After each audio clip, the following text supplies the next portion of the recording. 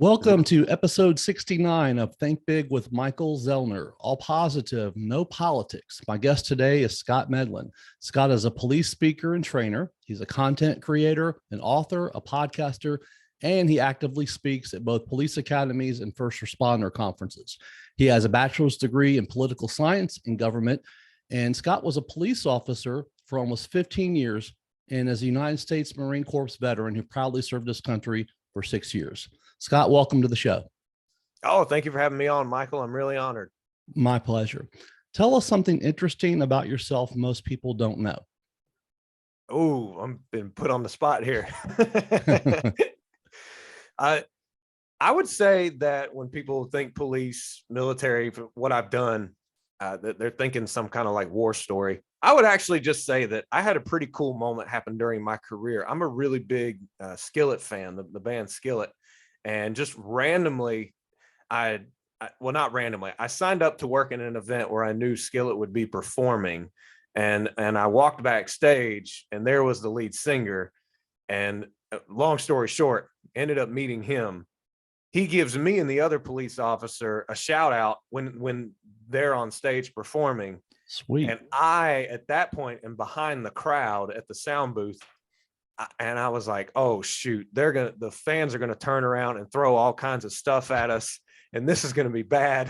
And after the shout out, when he was given the shout out, all these people turned around and cheered for us and just clapped. So and it was amazing. Probably one of the coolest ththings.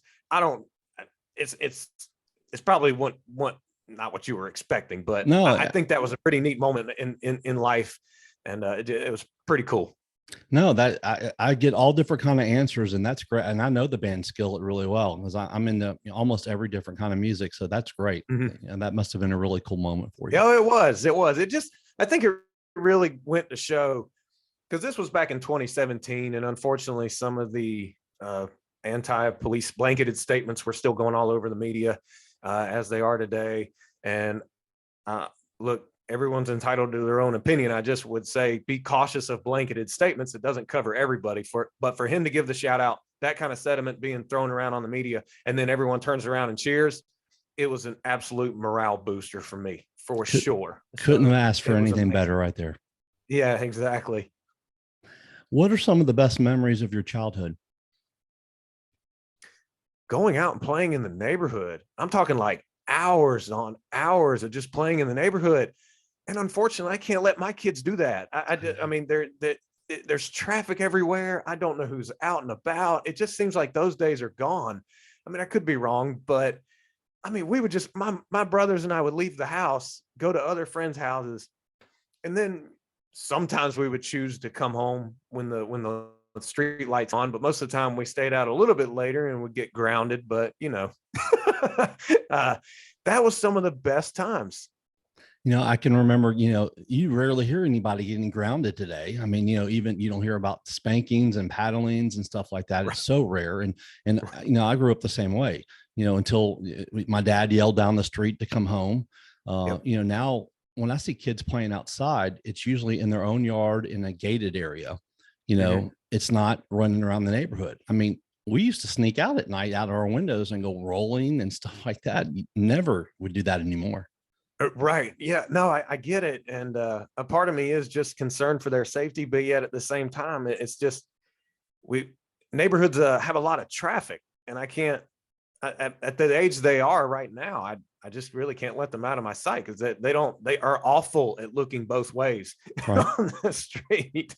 But you mentioned spanking and paddling and all that stuff. I was actually, I told my boys, I said, you have no idea what it was like, because my dad, pulled that belt out from his waist and he would give us the belt. I'm like, you boys are so fortunate. You will never get that. Right. Yeah, I got the belt or the switch. Yes, the switch. My grandmother got me with the switch. Oh my God. Looking back, it's funny, but did it hurt during the moment? Oh my! But it made me who I am today. While you were You were a finalist for the Battalion Marine of the Year in 2006. You held Secret Service clearance and you were deployed to Iraq twice. What was that time like for you? And what did you learn about yourself? Oh, I really learned, I mean, me personally, I really learned I had to keep my faith, and then really understand that when times are tough, you really do have the option to quit, but that's really not the best option. Like you really have to say, okay, push forward, do it. Come on, let's go. And there's no looking back. And you just have to keep moving. That was overall perspective looking back at it. But the Marines really taught me a lot. It taught me about attention to detail, taught me discipline, and discipline in the sense that not just obeying what you were told to do as long as it was ethical and lawful, all that stuff, but doing what you don't want to, doing the right thing even when you don't want to do it, doing the right thing as in doing what's tough even when you don't want to do it, like working out. There's plenty of mornings I don't feel like working out, but I know it's good for me mentally and physically, so I do it. All these things that anyone can apply to their life where they know it's the right thing to do for them, that's good for them, but it's not that, like, the motivation is not always going to be there to do it. That's when discipline comes in. And I can't echo that statement Jocko Willink is famous for. Discipline equals freedom, and it's so true. And that's what the Marines taught me. After you were honorably discharged from the Marines, you got your BA, you decided to go in law enforcement. When you were a child, you saw a suspicious man, casing your neighbor's home, and the police showed up, and you had this feeling of being safe. Was that a pivotal moment for you in your life? You did do your research. Wow. No, looking back, that was the moment where I was aware of just how much I liked the police and how much I wanted the police around to make me feel safe. I'll just never forget that moment. And I didn't really thought about that moment during my police career until I started this journey of writing books and being interviewed and doing my best to help uplift police officers and give them uplifting messages and encouraging them. And people would ask, well, when did you really want to get into law enforcement? I was like, you know what? I guess that incident right there when I was a small kid and I was so scared of that man who I knew didn't live in the neighborhood. He was going door to door, staring in windows and getting right up to the door when he would knock on a door. I mean, like, he was just being so suspicious. That right then and there was like, I didn't like that feeling. And as I grew up, I realized if I could help save someone from having to go through something like that, or whenever they call, I could be the right person to show up, then that's what it was going to be. You developed leadership skills, while you're a Marine. And I know that had to roll over, when you became a police officer too. What are some of the ways that you help maintain a positive work environment with your fellow officers? I'm not going to stand on my high horse here or stand on some I'm perfect claim by any means. I had my fair share of complaining, getting sucked into gossip, being negative. It happens. Sure. The main thing is we all have to be aware of it and dig our way out of it. For the most part, I tried my best for the most part to show up with just a smile and to laugh and to keep the person element, the human element to it. A lot of Marines, police officers I worked with, they were all about who could be tougher than the other person. I was never down with that. Department photos, you'd see a lot of officers with their serious face on. I'm always the one, smiling in the photos. And I just tried to bring humor. I just tried to bring a personality because we experienced the most negative situations that society can offer, and the very dangerous times. Just need someone to still bring a personality. And I'm not saying I didn't get upset. I'm not saying that, I didn't get traumatized by some of what I saw, but I really tried to bring a personality that was warm, that tried to uplift a lot of different people. Sounds like you took what you did seriously, but you tried not to take yourself so seriously. Yeah, good way to put it. Absolutely. And I always like that phrase, you can't take life too seriously because no one makes it out alive. Right. And so, yeah, that also involves us not taking ourselves too seriously. Scott, tell the audience, about a time when you had to deal with a person who was maybe acting hostile, but not yet violent. And how were you able to, handle that situation to avoid it escalating? Respect and empathy go a long way. They really do. I'm not talking about sympathy. I understand there is a time and place for sympathy, but I cannot stress enough just how much respect and empathy helped me in my police career. Now, don't get me wrong, there was that 5%. They were going to fight no matter what. However, I was able to talk a lot of situations from escalating because I would just say, I understand what you're going through. I may not be able to relate, but I understand. I'm not dismissing how you feel. I get it now. Please let me help you. Stuff like that. It was just, I was putting myself in other people's shoes as best I could. And a lot of times I knew they weren't yelling at me. They didn't know me. They just saw the uniform. And I had to stay in that mindset of, they don't know me, but I'm going to do my best to get to know them through respect and empathy. And then maybe as two people, we can work this out as best we can. Law enforcement has changed so much in the last 15 years since you became a police officer, with all the social media platforms out there. And now everyone has a camera with them on their phone. The police are always being scrutinized for almost any decision they make out there these days. And speaking of becoming a police officer, you said, quote, "You're under much tougher scrutiny by the public than ever before. Pile on all these top of the general mental health stressors of the job, arriving to traumatic scenes, discharging your weapon, and so on. And you have a recipe for anxiety, depression, and a host of other mental issues," unquote. Many times officers have to make a split decision, to protect the public and themselves too.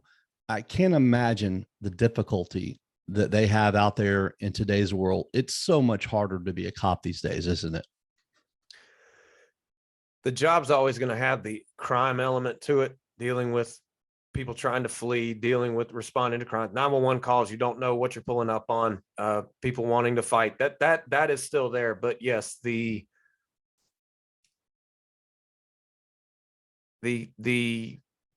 scrutiny of it, of you doing the best you could in that moment, given what you had, and you still act lawful, ethical, and you're still scrutinized because someone who's in the comfort of their own home, not ever in a situation like you've been in, can just give some opinion and it's validated. Whereas I had articulable facts, I had reasonable suspicion, probable cause, all these things that lined up with the law and policies, but yet there's negative opinions that would go over all that. I hope that makes sense. It does. So it does add to the stress. But I tell any police officer, and this is what I did, particularly in, 2014, 2016, 2020, because I was still working in 2020 after George Floyd was murdered. And we were, it really cast a bad light on law enforcement. Yeah. I would just say, like, if you're doing the right thing, if you're doing the right thing, you're obeying policy, nothing's really changed. You can't do the job and focus on other people's opinions. If you're putting focus on other people's opinions, then you're just going to go down a bad rabbit hole. I didn't really change the way I worked because of how things were evolved. I really didn't. I just stuck with the principles of respect, empathy, staying safe, and then maintaining my training in defensive tactics. So if I did have to use force, it was safe for me and the other person, because I was able to get them under control correctly. So I didn't underreact, overreact. I acted appropriately, and it was able to resolve the situation. And then, so that's what I tell officers, just, and anybody in general with anything in life, when you face controversy, act on your good conscience, and respect and empathy go a long way.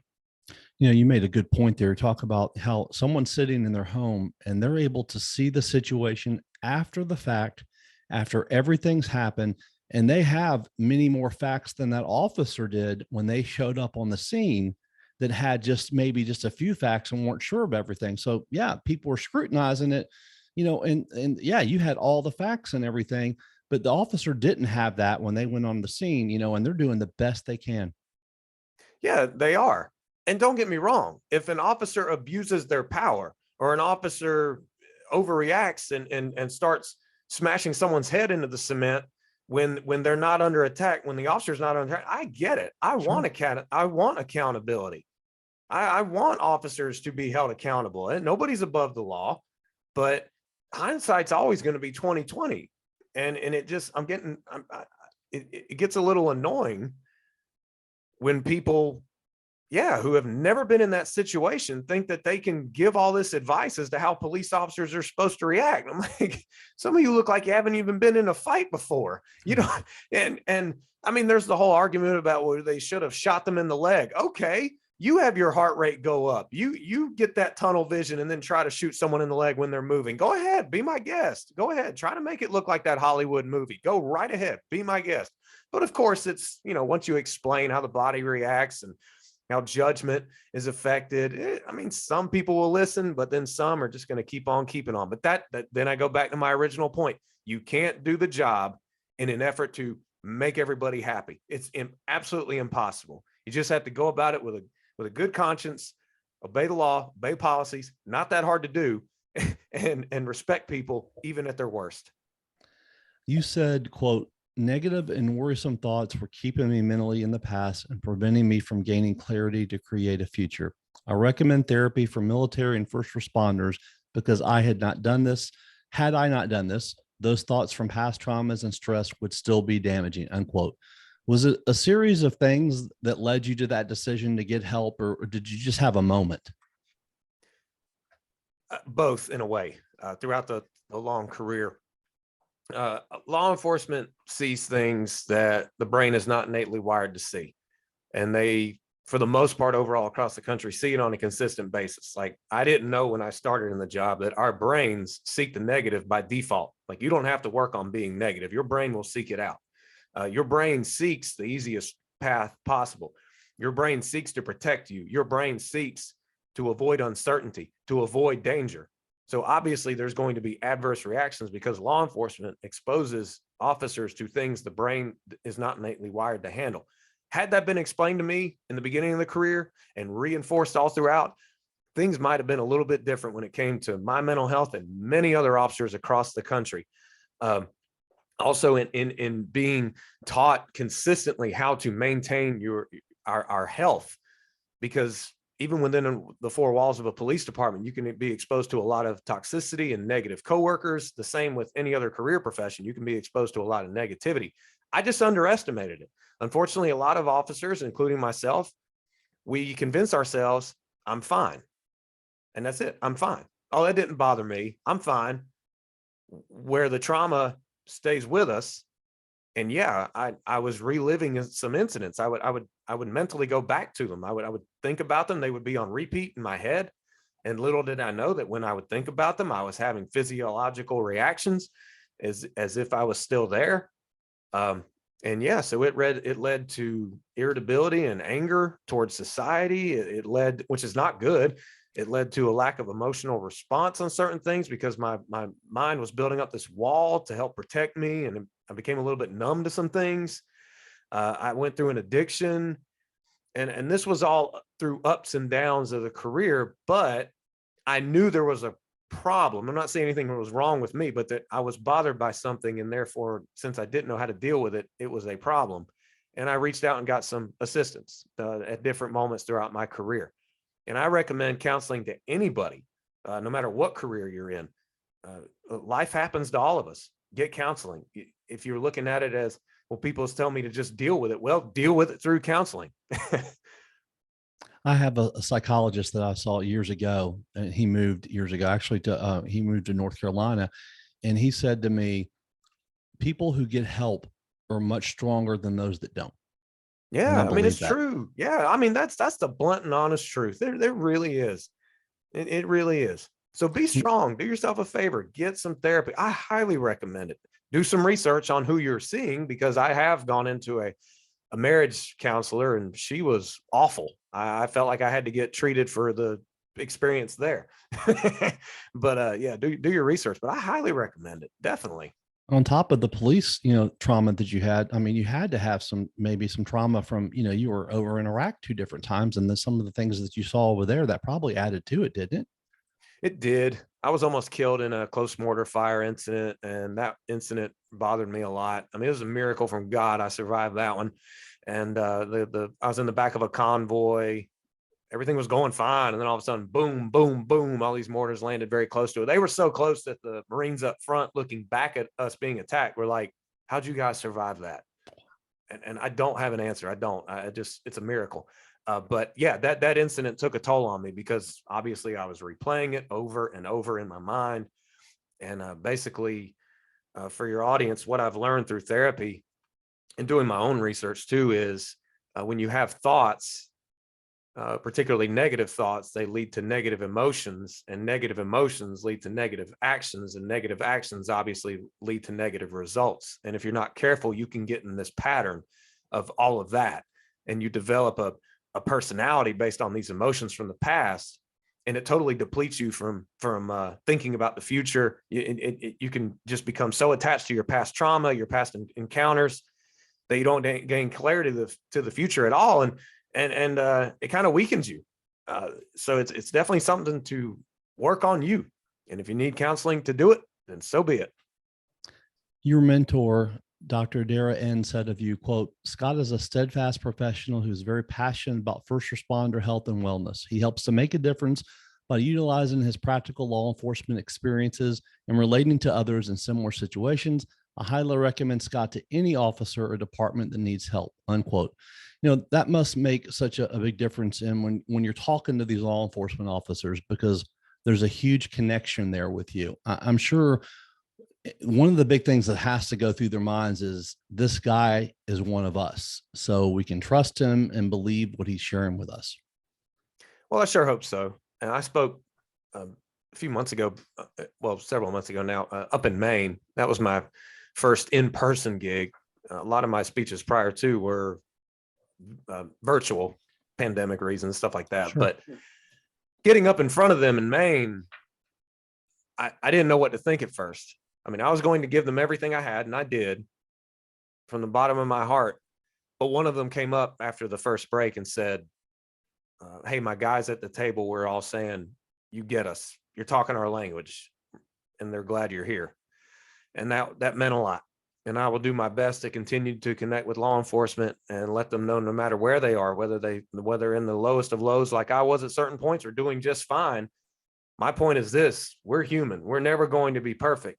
And so you must always have the mentality to work on you so that you can be a better version of what you were the day before. Because like I said, we're never going to be perfect. So work on you, because whenever life does hit, or you do encounter that call that actually absolutely shakes you to your core, or any person who encounters something traumatic, when you work on you, you can weather that storm a lot better than if you just don't work on you.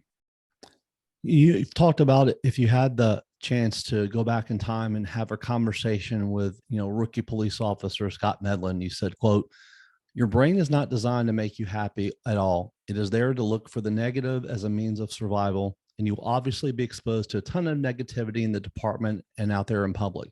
When you are bothered, do not bury it. Actively cope, actively grow your mindset, actively seek to be a better version of yourself each and every day, unquote.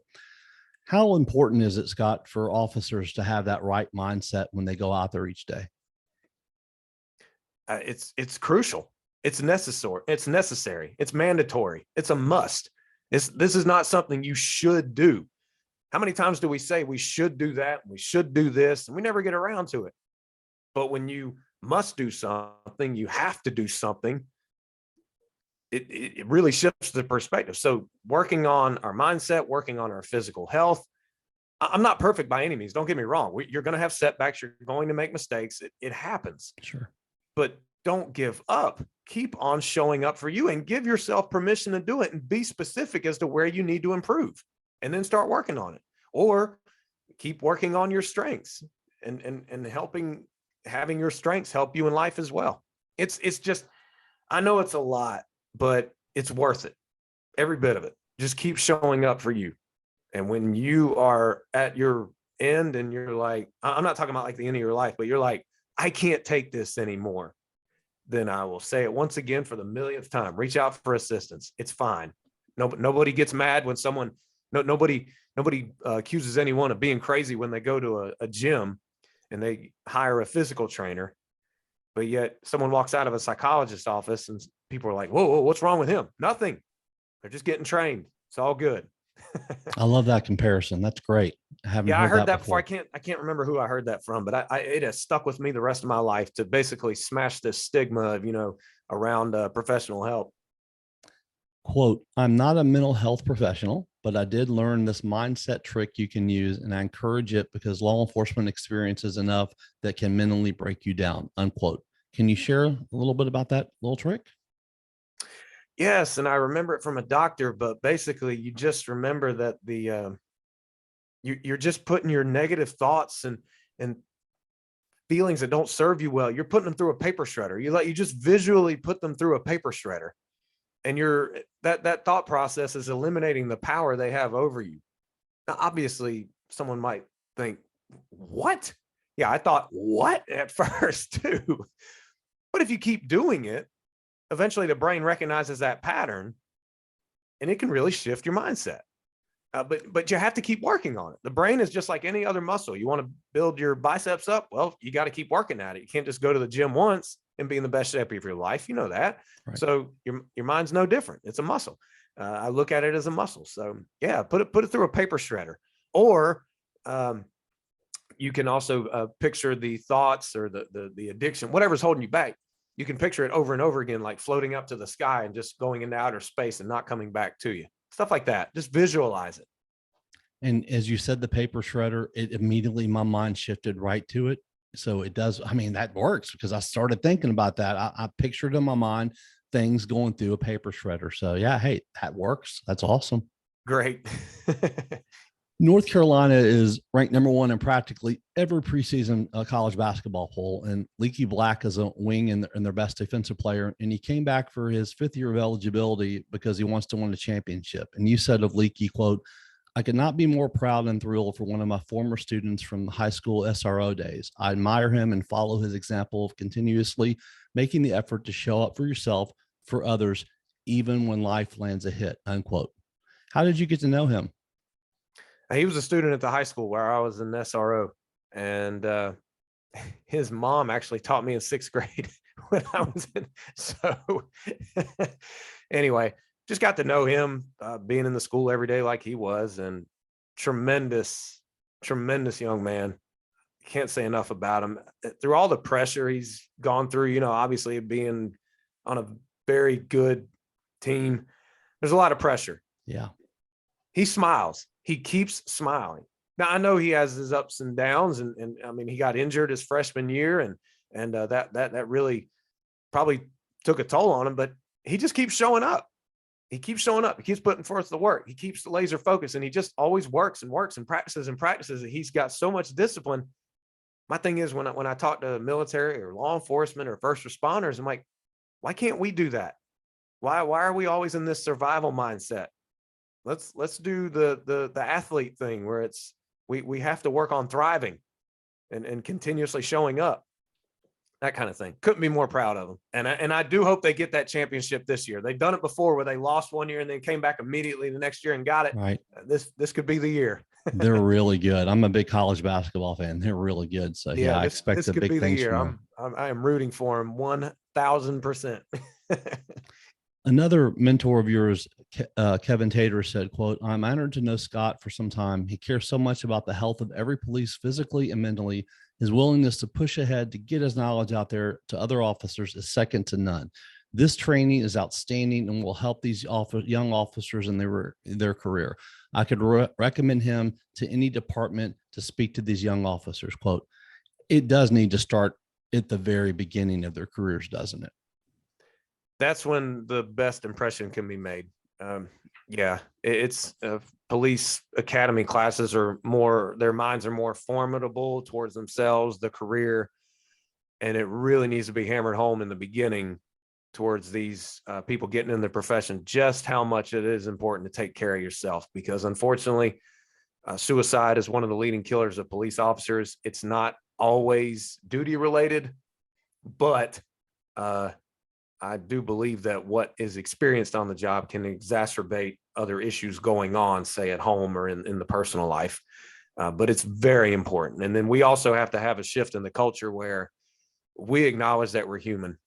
Forget this whole tough guy, tough gal thing. Forget it. We do tough things, make tough decisions, take bold, courageous actions when called upon, for the most part. But we can't act like we're robots. It's impossible to continue and expect things to change if we don't acknowledge that we're human and then have the willingness to take action. That I've had on, psychologists, mindful trainers, people on my podcast. And one of the things that we've talked about is that a lot of times men don't, because they don't think it's not macho. They don't want to reach out and get help. And they just have to drop that ego because it's just so important to get it. Yeah. I'm not saying on a call you have to break down crying. That's Right. not a good thing at all. But you're human. There's just no way around it. And yeah, on the psychological exam, the police officers are examined to see if they could be if they are the right type to respond to calls. But the thing is, those experiences over and over can just wear you down, and it doesn't matter how macho you are. And I've seen officers who put on that really, really macho front, and I've seen some the alcoholics, marriages falling apart. I've seen the aftermath. And I'm like, stop putting up the front. Just be human. Just be personable. Have the courage and the confidence and seek the continuous training you need to be effective when you respond. But never forget that you're human. You said, quote, I battled an addiction early in my police career, and I was starting to get really concerned. I did not know how to get out of it. Truth be told, I just didn't know how. So I reached out for counseling. After a year or two after that, I battled images in my head that were on repeat from a call, and I didn't know how to stop those images from damaging my mind and body. So I reached out for neuro linguistic programming. Approximately 5 years after that, I forgot who I was when I let the police officer job become my identity and fell into a deep state of despair. So I reached out again for assistance. Every time I've reached out, I felt strong and came out on top a better person, unquote. You talked about it. Way too many officers have committed suicide. And I'm sure if some of them had reached out for help, maybe that wouldn't have happened, especially in today's world, talking to someone and getting that help for so many of these officers that they desperately need it. It's so important, probably now more than ever. It had to have made a big difference with you with the PTSD that you were suffering, didn't it? Yeah. So far as like getting the treatment. Yeah. Oh, absolutely. I would probably be in a very bad place right now had I not received the treatment that I did. The addiction might have still been going on. Oh yeah, definitely. It's worth it. And the thing is, it's just that though. It's assistance. It's help. You ultimately have the ability within you to make the decision to do what you need to do to get over an addiction or overcome the stress or move past the trauma so you're not reliving it. You just need to be shown the way, the path, I guess. And a lot of it had to me holding on to my faith, but that the faith led me to the counseling, but it's within you. It's just, yeah, you have to be put on the right path. And once I was put on the right course of action for healing, I made the decision to do it. And I remember a psychologist once told me, he said, Scott, I can only do so much for you. You're going to have to be the one to choose to be different. It's you. And he gave me some exercises to do. I did them. What do you know? I was working my way out of depression. So it's within you. It's just sometimes you need a person to help. And you make a great point there that when a good psychologist will say that they know that they're not the end all to be all. Exactly. But they can do it for you. I had one that said to me, look, taking antidepressants, he said, you can beat a pill, that pill is there to help you, but you can overpower that pill where it doesn't help you. But it comes down to choices and decisions. It does. And that's definitely a good psychologist to say that kind of stuff. Cause and I've had some, there's like, well, no, we'll keep you on the medicine. We'll keep you on the medicine. We'll keep you on I don't want to be on the medicine. There were way too many side effects. And then they would say, hey, well, we got a medicine for that side effect. I'm like, no, I don't want to be on 2 medications now. Get that stuff out of here. Now, I can't speak for everybody, but that was me. I was like, no, I am not settling for this medication because I, like you just said, Michael, like we can overcome the medication. That's my opinion. You spoke about those images in your head, and I cannot even begin to imagine, nor do I want to, the things that police officers hear and see every single day. And these, fine men and women, they leave their homes every day, and their families do not know if they're going to see them again, come home at night or come home in the morning, because it's such a dangerous profession. Most of the public might think they know, but they have no idea the horrific things that law enforcement deals with and goes through, do they? No, they don't. And I don't come, I'm not saying that as critical. Sure. I'm just asking for a little bit of understanding. But once again, I'm not opposed to accountability. If an officer is a jerk, they shouldn't be a jerk. I'm not covering up for just anyone in the profession. Anyway, go on a ride along for people that don't work in law enforcement. I mean, the pandemic's, we're kind of on our way out. People are meeting again in person and stuff like that. See if the department where you live provides ride-alongs, and go on a ride-along on a Friday or Saturday night if possible. And so many people have gone on ride-alongs, and they're like, "Oh, wow!" Or do something like a police citizens academy where they'll put you through scenarios that officers can face. There's I don't know the guy's name. I can't remember. It was done several years ago. It was a guy that was in a protest against police. Anyway, he went through scenario-based training, or scenario-based, and they gave him the gun, the sim gun, the eyeglasses, the pepper spray. They gave it all for him to use, and he ended up using deadly force both times. And he said, "This really changes my perspective on things." So that's what I encourage people to do. I think I saw that. It was like on the internet. I remember It's reading on something YouTube about that. Yeah. If you type in like activist goes through police scenarios or something like it should come up. It was very interesting. Yeah. And I don't say it for I don't bring that up like yeah, I told you so. No, I brought it as in he participated in that. He gains a better understanding, but yet it also gave the police officers time to work with him, and he got to know the officers. And it was working towards a solution. That's what we need to do. We're so focused on problems now. And I'm not saying that we don't have them, but we're so focused on the problems that we get so sucked in on talking about those. We don't talk about solutions. Right. We have to be solution oriented on an individual level and as an organization level, heck, as a whole national level. Let's focus more on solutions. The two wonderful testimonies that I read and touched on it, but I believe it's really important, in what you're doing. You seem to be, a very extremely, genuine and caring person. And many police officers, that have very good instincts about people. And if you weren't real and you didn't believe everything that you're sharing with these guys and gals when you go out and talk to them, I think that they would be able to figure it out, pretty quickly and tune you out. But, they don't, because you are genuine. And that's one of the reasons why you're having so much success, from what I've seen and everything, and what you're doing over the last few years. Don't you think that that's really important to these people, that they know that you mean and you feel what you're saying? Yeah, I've had instructors before who I think they were just there to collect their paycheck, go through a PowerPoint presentation, and then leave. But I don't want to do that. It hurts my heart to see police officers going to work. And this is anybody in general. You go to work and there's just this suffering. And I understand times are tough, but do what you can for your mental and physical well-being, and it can help you that much better to counter the negativity and the adversity you face.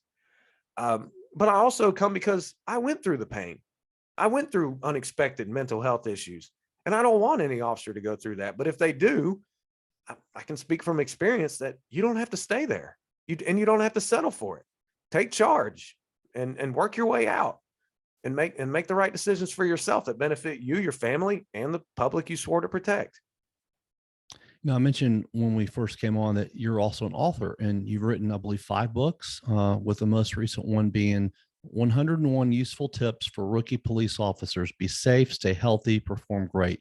You know, I don't have to really ask you, why you wrote these books, because, what I just said before, explains why. And I'm not sure the depth of mental health awareness training, that officers go through while they're in police academy. But if it's not, it should be, we talked about a big part of it. Everything that we've talked about today explains why. And I'm sure the level of training is probably different everywhere. And, this is such an important subject that needs not only to be covered in detail, in my opinion, during, police academy, but these are things that the officers should be doing on a training basis all the time to reinforce that and have it submerged deep into their minds. Wouldn't this help, them handle stressful situations, in and out of the job, much better? A ton. That's the good thing about it too. When you get, and I've learned this, when you embrace this mentality of working on you and seek to improve and become a better person each and every day, because of the fact we can't be perfect, we're humans. When you embrace it, when that day comes, when you're not working in law enforcement, you'll have it to continue outside of the job too, because the job is not who you are. I mean, nobody's job is who they are. I know it's a calling, I know it's a passion, and it's what you really enjoy doing. I mean, at least you should, but who you are is a lot more important than what you do. And yeah, these characteristics can definitely carry over into anything in life, and that's the good thing. You have, like I said, several other books. What are some of the other books that you have? Oh, and it was just 4, but Okay, I can start working on number there 5. You go. I gave you credit for one extra. Yeah, there you go. Mental Health Fight of the Heroes in Blue was the very first one I wrote. And I started that one because in 2020, that was the first time I learned, after being on the job for 12 years, that was the first time I learned that more cops were dying by suicide than actually being killed in the line of duty. I'm not saying 2020 was the first year that had happened. I'm not saying that. I'm saying like that was the first time I had learned about it. And that didn't sit well with me because many other police officers didn't know as well. That enraged me. So I said, well, I've been through my fair share of mental health struggles. Let me research and write and interview people. And I wrote that first book. And then I wrote one. And then I thought, you know what? I need to really dive more into solutions for cops. So I wrote 101 health tips for police officers right after Mental Health Fight of the Heroes in Blue. And then I started gearing my focus on the newer officers. Now, I know a lot of people don't like to read, so I use a YouTube channel and a podcast to kind of get this message out from what I talked about in the books, Truths Beyond the Police Academy and 101 Useful Tips for Rookie Police Officers, because I really wanted to help the younger officers getting in during these tumultuous times understand, please take the mindset of you have to work on you. You really have to. I'm not saying be like obsessed with yourself. Absolutely not. But work on you for the sake of your mental and physical well-being, which can only help you be a better cop, which the public deserves and expects. After, 15 years and all the things that you've dealt with, most people, I think, probably would have walked away, maybe actually run far from this, but you didn't. You decided to give back and help law enforcement officers, learn how to handle all of this better and earlier. Why overall did you decide to do this? One of my favorite motivational speakers, leaders, inspirational individuals is Eric Thomas, the hip hop preacher. You can look him up on YouTube. Dynamic speaker. He basically said stuff like, on the other side of pain, there's success. So it led me to continue driving forward. But also, he said something, I'm paraphrasing, you're already in pain. Why not get a reward for it? Don't cry to quit, cry to keep going. That resounded with me like, wow. I mean, I've been through this pain. I need to just open up about how I went through it so that other cops going through it realize they're not the only ones in this situation. And then maybe then we can talk about solutions if they're willing to still listen. And a lot are, thankfully. Quote, for years, I had heard several more experienced officers say family first, but they were not practicing what they were preaching at all. One even said that his retirement plans were to hang out with his grandchildren because he missed the opportunity to watch his own kids grow up. That was a gut check, unquote. You've been very transparent that you almost lost your marriage over your job, and your wife gave you the ultimatum to decide which one you're going to choose, your family or your job. And you obviously made the right decision, and now could, spend much more time with your wife and your kids. And that's really got to be the best feeling in the world. Sometimes when my kids are acting up, I really wonder if I made the right decision. No, I was just kidding. But no, my, um, I quit not because I was disgruntled with the job. I quit not because I went to another career. My wife and I agreed we just had to be more present for the boys because we were I was in a Monday through Friday assignment. She works Monday through Friday, and we were just both hustling a lot. And the boys were suffering because of it. I mean, we'd see them an hour in the morning, if that, and then maybe an hour in the evening. That was it. And then scramble on the weekends. It just got too stressful for us. I'm speaking for me. I can't speak for everybody else. And but yeah, and it was the right decision. It wasn't the easiest decision, but then again, most of the time when we do something that makes us feel uncomfortable and it's challenging, we come out better on the other end of it. And it also helps those around us, including the ones we care about, which is our family. But the part in 2016 of my life when I almost lost my marriage, yeah, I was getting so wrapped up in the canine job that I would say I am a canine officer. I wouldn't say I work at such and such department and I'm assigned as a canine officer. No, I just would tell people when I'd meet them, I am a canine officer. And it led me to putting being a husband and father second. It really did. And I never thought I could be that way, but yeah, it turned into that. And I was bearing the brunt of the encounters I had on using during that job because it's K9 was high speed. There was a lot of active calls and stressful calls, to which I knew there would be. I'm not saying I dreaded that, but it came home with me. A lot of officers say, take the uniform off when you get home and don't even think about it. Well, when you're reliving incidents or you're stressed to the gills because of the job, it can trickle off whether you took the uniform off or home. That goes for anybody in their job. I mean, anybody in any facet of life. But I made the right decision to leave the K9 unit. It was very hard, but family first. And you're right. Based on that post I made on LinkedIn, I met a lot of cops who would say family first. Meanwhile, they weren't doing it. They were telling me, but they weren't doing it.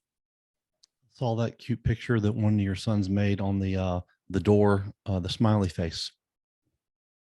Oh, I can't remember which one that It was was. a But yeah. smiley face that one of your kids, you said you'd slept in, you'd overslept, and you woke up and you saw that smiley face, and it just really, puts things into perspective why Oh you yeah, did when what they you do did. stuff like that, I feel like the richest man alive.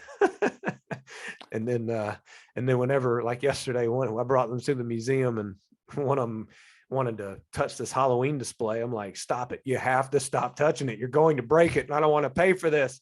And he looked right at me and then moves his finger over and touches it. I'm like, gosh, dang it! Why don't you just listen to me? That's awesome. Yeah. What are the most important lessons that you've learned in your life? When you make a mistake, own it. It's hard to do that, but when you make a mistake, own it, learn from it, move on. I've said obviously throughout the interview enough, or a lot of times, keep working on you because you can never be perfect. But also I've learned I don't want to come across to anybody as fake. Fake people never helped anyone, in my opinion. I know that's a pretty harsh statement, but I can only be me. Everyone else is taken. And I just want to do the best I can to help others, particularly when they're stressed out. I mean, I have my moments when I'm stressed out and go through self-doubt. But what if I'm not mistaken in math, two negatives equal a positive. So if I can be stressed, you're stressed. Well, let's work together and come out not so stressed and make a positive out of it. That's a really, really deep question, but that's pretty much what my lessons right now. And my faith has played a lot in life as well, and it has to help me keep me going too. How can people find you and follow you on social media? Oh, go to my website, thescottmedlin.com, and my YouTube channel, the 10 Code Mindset.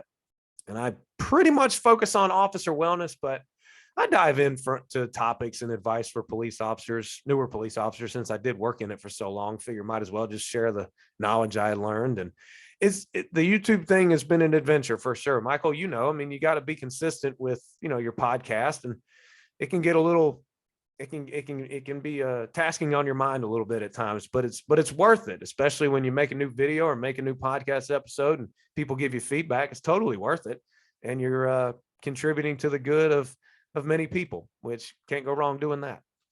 If there are any law enforcement officers, that are interested in some of your services that you offer, or, even, law enforcement agencies, if they want to read your books, how can they get in touch with you, and, where can they find, your books and where they're published?